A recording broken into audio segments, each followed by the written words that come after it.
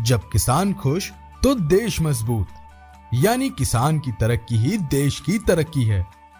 इसी सोच के साथ प्रधानमंत्री नरेंद्र मोदी ने 24 फरवरी 2019 को शुरू की प्रधानमंत्री किसान सम्मान निधि योजना। इस योजना का मकसद साफ है, खेती करने वाले किसानों की आर्थिक जरूरतों को सहारा देना। हर पात्र किसान परिवार को सालाना 6,000 रुपए 3 बराबर किश्तों में सीधे उनके आधार से जुड़े बैंक खाते में, बिना किसी बिचौलिए के। आज ये योजना देश की सबसे बड़ी किसान सहायता योजनाओं में से एक है।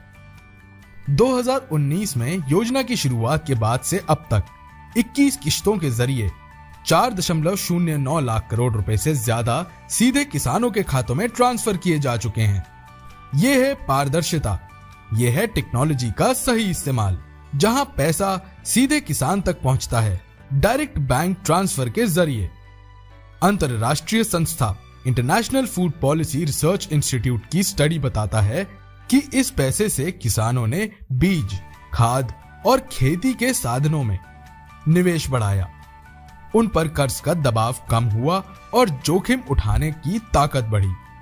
नीति आयोग की development monitoring and evaluation office की रिपोर्ट भी बताती है कि 92% से ज्यादा किसानों ने इस राशि का इस्तेमाल खेती में किया। 85% किसानों ने अपनी आय में बढ़ोतरी महसूस की और फसल खराब होने या बीमारी के समय साहूकारों पर निर्भरता घटी। किसान कॉल सेंटर के सर्वे में 92% से ज्यादा किसान योजना से संतुष्ट पाए गए। ये सिर्फ 6,000 रुपए नहीं है, ये किसान के आत्मविश्वास की पूंजी है। ये खेत में बोया गया भरोसा है। ये उस अन्नदाता के पसीने का सम्मान है जो देश का पेट भरता है। पीएम किसान यानी सीधी मदद, साफ नीयत और मजबूत होता भारत का किसान।